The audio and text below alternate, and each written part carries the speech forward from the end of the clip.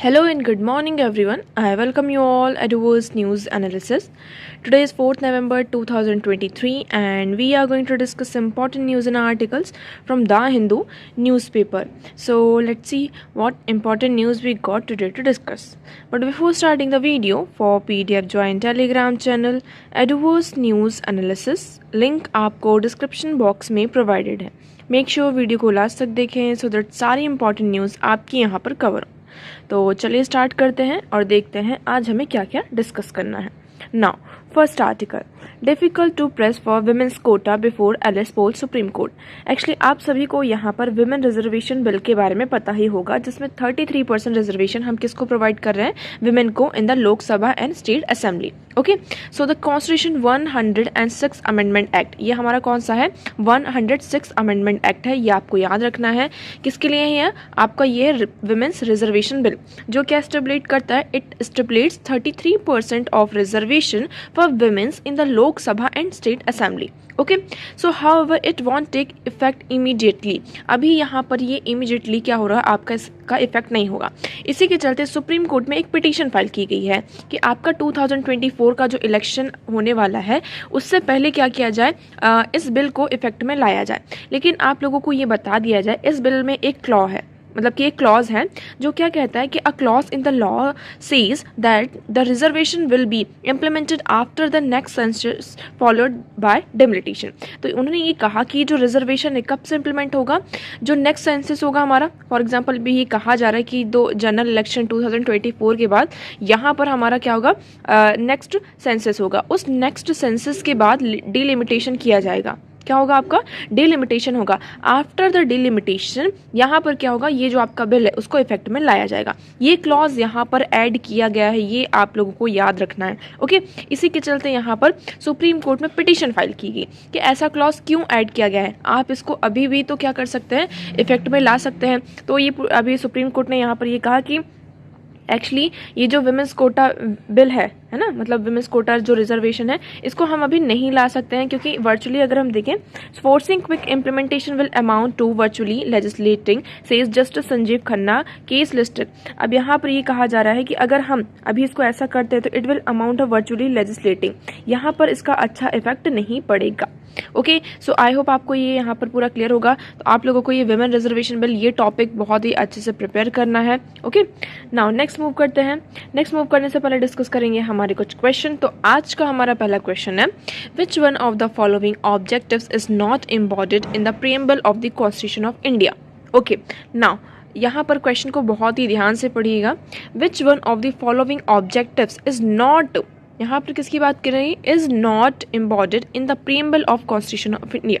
You all know about preamble. Preamble क्या है, अगर आप लोगों को यहाँ पर प्रीएम्बल याद है तो आप लोग कमेंट सेक्शन में प्रीएम्बल को लिखकर दिखाएंगे कि प्रीएम्बल में हमारे क्या क्या है. ठीक है, पूरा प्रीएम्बल आप लोगों को यहाँ कर लिखकर बताना है. ओके, सो ये कहा जा रहा है कि हमारा जो प्रीएम्बल है कॉन्स्टिट्यूशन ऑफ इंडिया का, उसमें कौन सी चीज़, कौन सा ऑब्जेक्टिव नहीं है. ओके, आपके पास ऑप्शन है liberty of thought, economic liberty, liberty of expression, liberty of belief. Okay, liberty of thought मतलब कि आपको थॉट की लिबर्टी है. Economic liberty, liberty of expression, अपने आप को क्या कर सकते हैं, आप एक्सप्रेस कर सकते हैं, अपने बिलीफ्स को यहाँ पर क्या कर सकते हैं, एक्सप्रेस कर सकते हैं.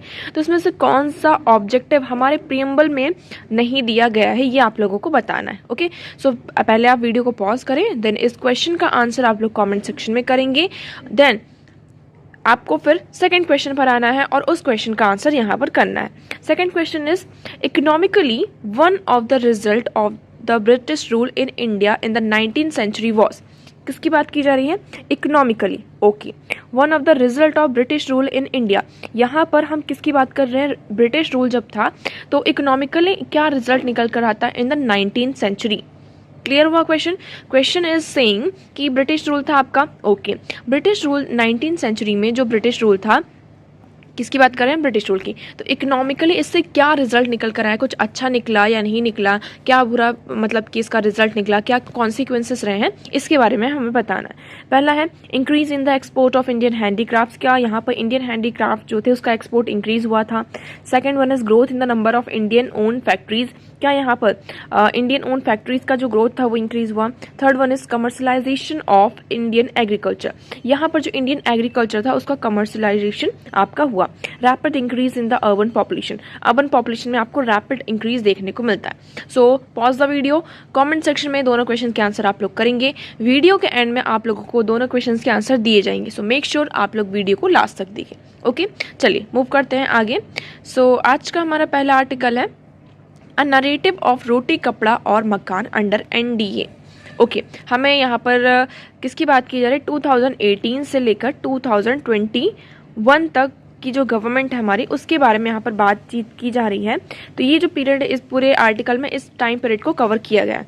अब इस टाइम पीरियड में रोटी कपड़ा और मकान, आप सभी को पता है एक ह्यूमन बींग के लिए रोटी कपड़ा और मकान बहुत ही ज़्यादा इंपॉर्टेंट होता है। ये हमारी बेसिक नीड्स होती हैं, फूड, क्लॉथ एंड शेल्टर। आप लोगों को ये सारी चीज़ें पता है। ओके, सो यहाँ पर आपकी इस रोटी कपड़ा और मकान इस नाम से आपकी फिल्म भी है, अगर आप लोगों को पता है। यहाँ पर किसके द्वारा ये प्रोड्यूस की गई थी? मनोज कुमार इन 1974 की आपकी ये पूरी क्या कहते हैं मूवी है। नाउ इसमें ये कहा जा रहा है कि आप यहाँ पर देखेंगे इस मूवी में क्या चीज़ें डिपिक्ट की गई थी। तो severe deprivation and devastation of man for home living honestly become a will o' the wisps. तो इसमें ये कहा गया कि इस मूवी में ये दिखाया गया था कि एक फॉर एग्जाम्पल ह्यूमन बींग है, ठीक है, एक आदमी है, वो ऑनेस्टली क्या कर रहा है? काम कर रहा है, और उससे जो उसको सैलरी मिल रही है, लेकिन वो सैलरी इतनी, मतलब जो भी उसको पैसा मिल रहा है ऑनेस्टली काम करने से, वो पूरा नहीं कर पाती। उसकी जो बेसिक नीड्स है रोटी कपड़ा और मकान को, उसको भी वो क्या कर पा रही है? फुलफिल नहीं कर पा रही हैं। तो ये सारी चीज़ें हैं। सो फिर यहाँ पर अब देखेंगे कि इसके कारण उसकी ये जो डिप्रिवेशन है, समटाइम्स उसको यहाँ पर एक्सोबिरेंट प्राइस उसको फेस करना पड़ता है लाइफ टाइम के लिए। जैसे कि under nourishment in children are more likely to be stunted. यहाँ पर जो आपका स्टंटेड वाली, स्टंटिंग क्या होती है? स्टंटिंग की डेफिनेशन आप लोग कमेंट सेक्शन में कमेंट करके बताएंगे, हमने कई बार इसे डिस्कस किया हुआ है। Okay, stunting. So stunting has long term effect on individuals पर स्टंटिंग का लॉन्ग टर्म हमें इफेक्ट देखने को मिलता है। इसमें यहाँ पे पुअर कॉग्निजेशन एंड जो आपका एजुकेशनल परफॉर्मेंस है, उसमें भी हमें पुअर कॉग्निजेंस देखने को मिलता है। Low adult wages, loss productivity when accompanied by excessive weight gain later in childhood. Okay, तो ये सारी चीज़ें हमें यहाँ पर दिखाई देती है। A higher risk of nutrition related chronic disease in adult life, the World Health Organization 2050। अब यहाँ पर ये भी कहा जा रहा है, जो अब हमारा जो national democratic alliance NDA regime है, as a Nobel laureate Amartya Sen emphasis in his classic study of famine. यहाँ पर अमर्त्य सेन ने 1981 में एक स्टडी की थी फेमाइन पर, जो आपका सूखा पड़ता है। तो उनको ये पता चला उस स्टडी में कि starvation is cause not so much by shortage of food supply as by a lack of real income to buy food. उन्होंने ये देखा कि जो भूखमरी हो रही है, फेमाइन, और जो ये भूखमरी आपकी हो रही है, मतलब कि स्टार्वेशन यहाँ पर हो रहा है, ये फूड की सप्लाई की कमी से वजह से नहीं हो रहा कि यहाँ पर फूड जो है आपका उसका शॉर्टेज हो रहा है। मेन प्रॉब्लम क्या थी कि लोगों के पास पैसे ही नहीं थे कि वो क्या कर सके, फूड आइटम्स को परचेस कर सके। आपको क्लियर हुआ? लोगों के पास, यहाँ पे हम शेल्टर की बात करते हैं कि लोगों के पास ऐसा नहीं था कि उनके पास एडिक्वेट शेल्टर का प्लेस नहीं था, बट उनके पास क्या नहीं था, उनके पास इनकम इतनी नहीं थी कि वो क्या कर सके, हाउस को रेंट कर सके या फिर बाय कर सके। तो ये उनकी स्टडी में ये सामने आता है, ये सारी चीज़ें। ये कई बार क्या होता है, हमारे पास चीज़ें तो अवेलेबल होती हैं, बट उसको अवेलेबल करवाने के लिए हमारे पास इतनी इनकम नहीं होती कि हम उसको अफोर्ड कर सकें। इतना ज़्यादा अफोर्डेबल वो नहीं होते हैं। अब इस पॉइंट पर आप यहाँ पर आएंगे, आप सभी को पता है कि India aspires to be the fastest growing economy among the 7 largest emerging market and developing economies. तो यहाँ पर आज के टाइम पे इंडिया के आपकी लार्जेस्ट फास्टेस्ट ग्रोइंग इकोनॉमी है। बट इसमें हमें क्या देखने को मिलता है, अगर आप देखेंगे एक हमें क्या निकल कर आता है, we draw attention to pervasive and growing deprivation of access of food and shelter. यहाँ पर क्या हो रहा है, फूड एंड शेल्टर का जो एक्सेस है उससे लोग क्या हो रहे हैं, डिप्राइव हो रहे हैं, और ये चीज़ जो है आपकी लगातार बढ़ती जा रही है। About 40.2% of respondent reported not having enough money for food, while 34.7 of respondent reporting not having enough money for shelter in 2018 की बात की जा रही है कि यहाँ पर जब हमने एक सर्वे किया, आप ऐसा कह सकते हैं, उसमें ये पता चला कि 40.2% जो लोगों ने हैं, उन्होंने ये कहा कि उनके पास इनफ मनी नहीं है फॉर द फूड, कि वो फूड को क्या कर सके, परचेस कर सके। एंड 34.7, देखिए ये जो डेटा है ना, आप इसको इंक्लूड कर सकते हैं, लिख सकते हैं कहीं पर भी। ओके, ये बहुत ही अच्छा आर्टिकल है, तो मेक श्योर आप इस आर्टिकल के एक एक पॉइंट को यहाँ पर नोट डाउन करें। ओके। और यहाँ पर ये कहा जा रहा है कि फिर ये जो है टाइम है, मतलब कि ये चीज़ें हैं जो पहले 40% था वो इंक्रीज होकर कितना हो गया, 48% हो गया। ओके। और जो 34.7% था, जिन लोगों के पास इनफ मनी नहीं था फॉर शेल्टर, वो इंक्रीज होकर कितना हो गया, 44.3% इन 2021 हो गया। तो मतलब ये जो प्रपोर्शन है वो हाई कैपिटा हम कह सकते हैं, ये सारी चीज़ें आपकी क्या होती जा रही हैं, बढ़ती जा रही हैं। उसके बाद कास्ट फैक्टर आप देखेंगे, कास्ट फैक्टर यहाँ पर बहुत बड़ा एक मेजर फैक्टर है फॉर रोटी कपड़ा एंड मकान के लिए, इसमें स्पेशली जो ओबीसी क्लास है।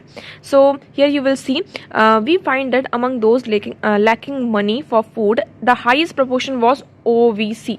आपके जो ओबीसी हैं, मतलब कि जिसके पास पैसे नहीं है कि वो क्या कर सके, फूड आइटम्स को परचेस कर सके, उनका प्रपोर्शन यहाँ पर सबसे ज़्यादा है, कितना, 34.2%, followed by schedule caste and schedule tribe. आपकी जो स्केड्यूल कास्ट है उनका कितना है यहाँ पे 32.3%, एंड जो आपकी अनरिजर्व कास्ट है 23.6% यहाँ पर है। ओके। तो ये डेटा कब का, आपका 2018 का। ये सारी चीज़ें याद रखनी है, जो पूरा डेटा हम यहाँ पर डिस्कस कर रहे हैं इट इज़ फ्रॉम 2018। इवन यहाँ पर जो स्केड्यूल ट्राइब्स हैं, कई बार उनका जो शेयर होता है रिमोट फॉरेस्ट में, और जो भी आपके माउंटेनियस उनका जो हैबिटेशन होता है वहाँ पर भी उनको पूरा क्या होता है, उनका शेयर नहीं मिल पाता है। तो ये सारी चीज़ें यहाँ पर है। उसके बाद शेल्टर की भी बात की जाए तो यहाँ पर शेल्टर को भी, ये पूरा आपका 2018 का डेटा है, मैं आपको बार बार ये रिपीट करते हुए बता रही हूँ, तो आपको यहाँ पर इस पॉइंट को नोट डाउन करना है। और यहाँ पर 2018 में फिर से बताया कि लोगों के पास इतना पैसा नहीं है कि वो क्या कर सके, अपने लिए एक छत की व्यवस्था मतलब कि कर सके। Okay. So here you will सी यहाँ पर रूरल अर्बन कंट्रास्ट भी हमें देखने को मिलता है। कैसा कंट्रास्ट, कि रूरल एरिया में जो कंसंट्रेशन है, so among those lacking money for food a vast majority in concentrated in the rural area। यहाँ पर जिन लोगों के पास पैसे नहीं है ज़्यादातर वो लोग कहाँ हैं, रूरल एरिया में, दैट इज़ वेल ओवर 80%। आपको कितना दिखाई दे रहा है यहाँ पे, 80%। और ये जो फ्रैक्शन है आपका मतलब कि अर्बन एरिया में, वो कितना है, 20% है। मतलब कि रूरल एरिया में बहुत सारे लोग ऐसे हैं जिनके पास पैसे नहीं है कि वो क्या कर सके, फूड आइटम्स को परचेस कर सकें। Okay. Now while the rural share has fallen, यहाँ पर रूरल जो एरिया का शेयर है वो यहाँ पे धीरे धीरे कम हो रहा है, बट स्टिल यहाँ पर अब देखिए गवर्नमेंट यहाँ पर क्या करी, वेरियस स्कीम्स लेकर आ रही है। जैसे कि हम किसकी बात करते हैं, प्रधानमंत्री आवास योजना की, जिसके कारण थोड़ा सा यहाँ पर जो डेप्रिवेशन है शेल्टर का इकोनॉमिक मैग्नीट्यूड तो छोटा ही है, बट थोड़ा थोड़ा यहाँ पर जो ये पब्लिक डिस्ट्रीब्यूशन सिस्टम है, ओके, तो इन सारे मतलब कि आप कह सकते हैं कि पॉलिसीज़ से, योजनाओं से यहाँ पर हमें थोड़ा सा ये जो प्रॉब्लम थी इसमें हमने क्या किया है, थोड़ा सा सुधार किया है। तो इसके बारे में यहाँ पे बात की। रोजगार जो फेयर, रोजगार मेला जो फेयर्स होते हैं, जॉब फेयर्स होते हैं, रोजगार मेला, ये सारे इंसेंटिव्स लिए गए। बहुत सारे यहाँ पे protectionist policy, reversal of protectionist policies को लेकर आया गया है ये एनडीए गवर्नमेंट में, जिसके कारण ये कहा जा रहा है कि यहाँ पर क्या है, बहुत ज़्यादा इंप्रूवमेंट हमें देखने को मिला है। ओके। तो ये जो आर्टिकल है ये किसी के पर्सनल व्यूज़ हैं, तो इसमें आप लोगों को इतना ज़्यादा इन्वॉल्व होने की ज़रूरत नहीं है, बट यहाँ पर जो डेटा है वो रिलायबल है, so you can use these data anywhere. Now next मूव करते हैं। नेक्स्ट आर्टिकल, देखिए ये आर्टिकल इतना ज़्यादा इंपॉर्टेंट तो नहीं है, इसका एक समरी अगर आप लोगों को दिया जाए तो ये कह रहा है कि the IITs are over committed in crisis. यहाँ पर IITs क्या है, over committed in crisis. Crisis के टाइम में क्या हो जाती है, वो ओवर कमिटेड हो जाती हैं।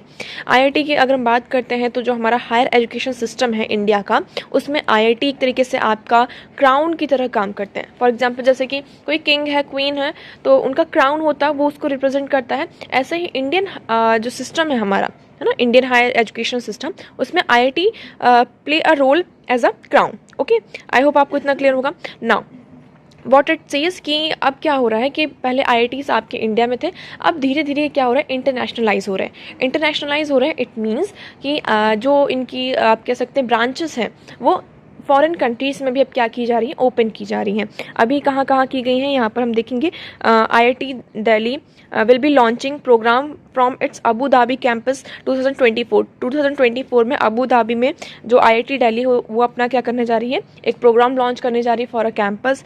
नेक्स्ट आपका जो IIT मद्रास है, उन्होंने जस्ट अभी क्या किया है, उनका जो एक ब्रांच कैंपस है वो ज़ांज़ीबार में ओपन किया है। ठीक है।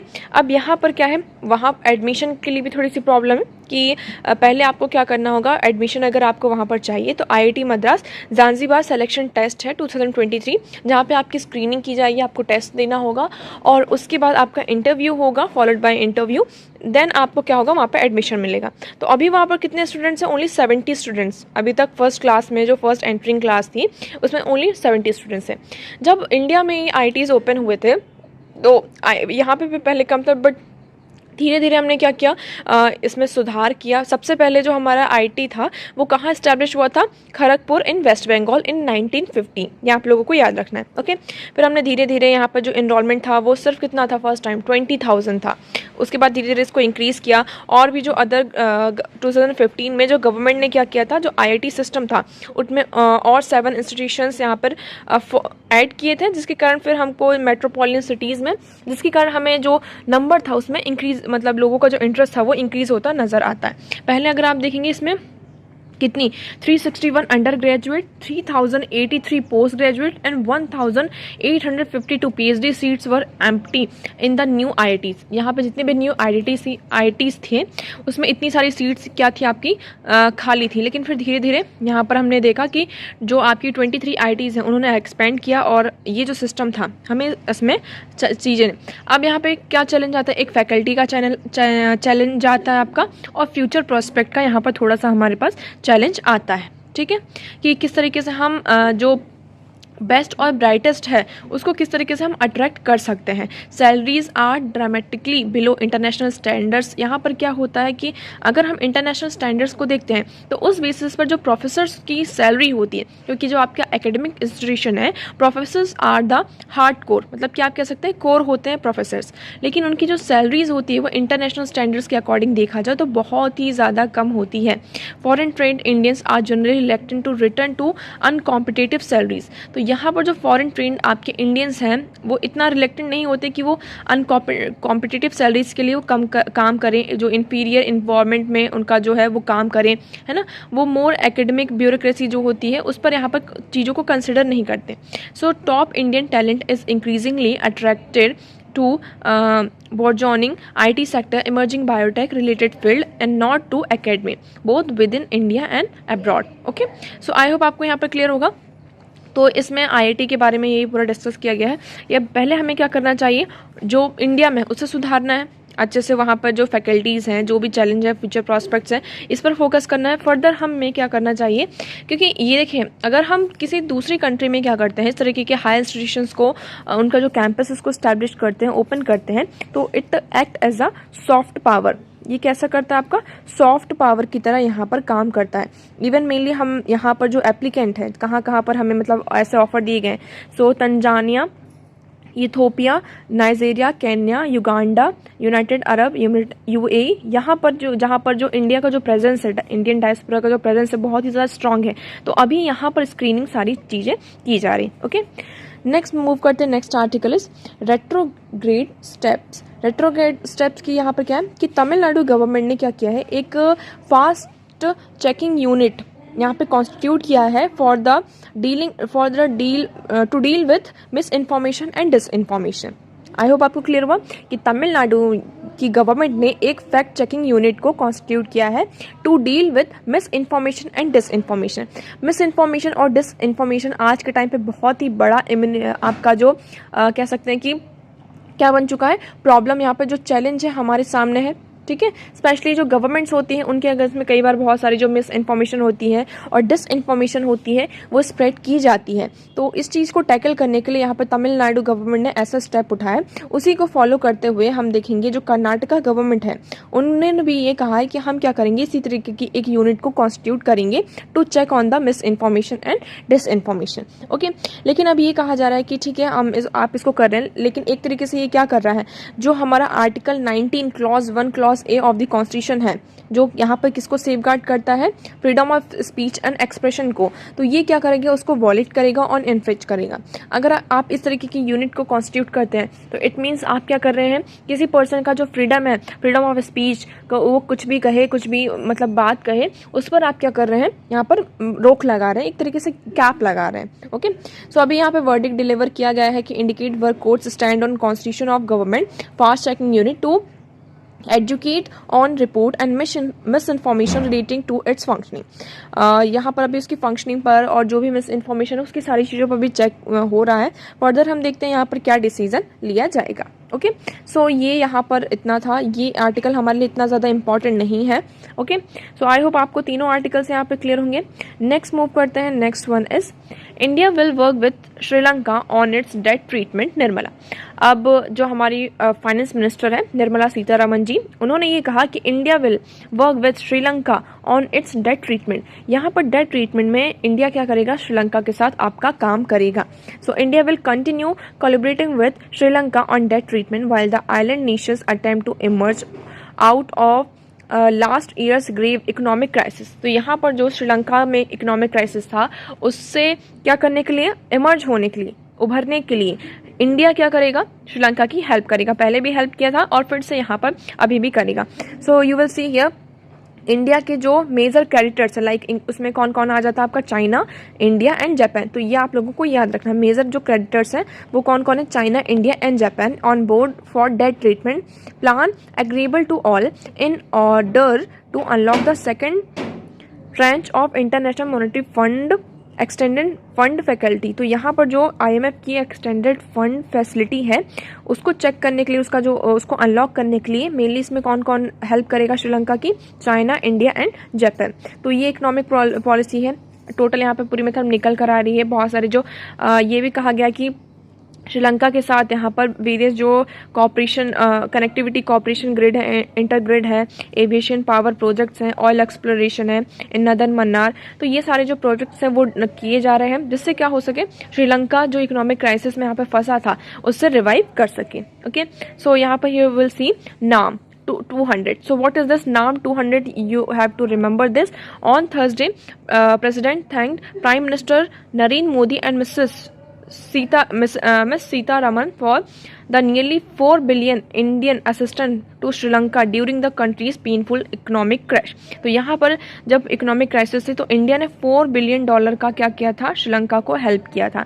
ओके, फिर हियर वी विल सी कि वाइल स्पीकिंग एट द नाम इवेंट, ये जो इवेंट था इसका नाम क्या रखा गया, नाम 200 event, mark 2 centuries since the arrival of Sri Lanka's Malaiyaha Tamil. तो यहाँ पर ये जो इवेंट था ये किसको मार्क करता है कि श्रीलंका में जो आपके मलयाहा तमिल थे उनको आए हुए कितने साल हो गए थे, 2 साल हो गए थे। तो इसी के चलते यहाँ पे नाम 200 इवेंट हुआ था और इसी इवेंट में ये सारी बातचीत हुई। तो आपको इस इवेंट का नाम यहाँ पर याद रखना है। Okay, so I hope this one is clear. अब देखिए न्यूज़ और आर्टिकल्स तो यहीं पर ख़त्म हो जाते हैं।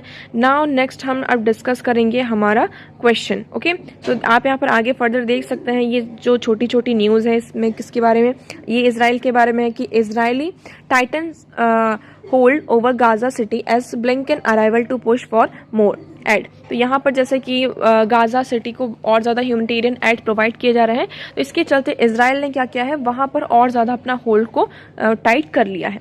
ठीक है, अब हम बात कर लेते हैं हमारे क्वेश्चन के बारे में, डिस्कस करते हैं। तो पहला क्वेश्चन क्या था, which one of the following objective is not embodied in the preamble of the constitution of India. आप लोग प्रीएम्बल कमेंट सेक्शन में लिखकर दिखाएंगे, ये आप लोगों के लिए टास्क है। नहीं याद है तो आप लोग कहीं से भी उसको एक बार पढ़िए और फिर लिखकर दिखाएंगे ना। इसमें हम किसकी बात कर रहे थे, प्रीएम्बल। तो इसमें आपका करेक्ट ऑप्शन हो जाता है इकोनॉमिक लिबर्टी। हमारे प्रीएम्बल में लिबर्टी ऑफ थॉट है, लिबर्टी ऑफ एक्सप्रेशन है, लिबर्टी ऑफ बिलीफ है, बट इकोनॉमिक लिबर्टी के बारे में बात नहीं की गई है। आप लोगों को ध्यान से पढ़ना है। सो हियर आप एक्सप्लेनेशन यहाँ पर देखेंगे, the preamble secure to all citizen of India liberty of thought, expression, belief, faith and worship through their fundamental rights. Fundamental rights से हमें ये सारी चीज़ें मिलती हैं। Enforceable in the court of law in case of violation, even they are enforceable in a court in the case of violation. If any of these are violated, you can directly go to the court okay आप directly यहाँ पर क्या कर सकते हैं, court में जा सकते हैं. So liberty as elaborated in the preamble is essential for the successful functioning of the Indian democratic system. तो लिबर्टी को यहाँ पर प्रियम्बल में बहुत अच्छे से एलिब्रेट किया गया है जिससे कि हमारा जो इंडियन डेमोक्रेटिक सिस्टम है वो अच्छे से वर्क कर सके. Now however liberty does not mean licence to do one likes and has to be enjoyed within the limitation mentioned in the constitution itself. Economic liberty is not explicitly mentioned in the preamble. Economic liberty यहाँ पे explicitly mention नहीं है, तो ये आप लोगों को याद रखना है. Second question है, economically one of the result of the British rule in India in the 19th century was. हम यहाँ पर किसकी बात कर रहे हैं कि 19th century में जब ब्रिटिश रूल था तो उस टाइम पे इकोनॉमिकली क्या रिजल्ट निकल कर आता है. तो इसमें आपका करेक्ट ऑप्शन हो जाता है option C, commercialisation of Indian agriculture. यहाँ पर क्या होता है, आपका जो इंडियन एग्रीकल्चर होता है उसका कमर्शलाइजेशन होता है. कैसे होता है ये आप लोग के लिए एक्सप्लेनेशन है. Economically one of the result of British rule in India in the 19th century was the growth of commercial crops and raw materials for the industry in Britain. तो यहाँ पर जो कमर्शियल क्रॉप्स थी और raw materials था उनका जो growth है 19th सेंचुरी में बहुत ज़्यादा आपका इंक्रीज होता है, क्योंकि ये क्या होता है, जो मटेरियल्स थे मेनली किसके लिए थे, ब्रिटेन की इंडस्ट्रीज़ के लिए थे. तो यहाँ पर बहुत ज़्यादा कमर्शलाइजेशन ऑफ क्रॉप और रॉ मटेरियल्स का होता है. ओके जैसे कि डिफरेंट काइंड्स ऑफ आपकी कमर्शियल क्रॉप्स है such as tea, coffee, indigo, opium, cotton, jute, sugar cane, okay olive seeds. ये डिफरेंट विद डिफरेंट इंटेंशन यहाँ पे इंट्रोड्यूस किए गए थे.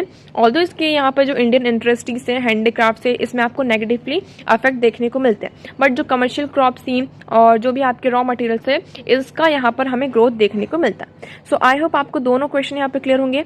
तो आज के लिए इतना ही था. जितनी भी इंपॉर्टेंट चीज़ थी हमने सारी चीज़ें यहाँ पर डिस्कस कर ली हैं. But still if you have any doubt you can ask in comment section. Okay आज का वीडियो कैसा लगा एक बार कॉमेंट सेक्शन में कॉमेंट करके ज़रूर बताइएगा. अगर आपको वीडियो पसंद आया हो तो वीडियो को लाइक करना, चैनल को सब्सक्राइब एंड शेयर करना ना भूलें.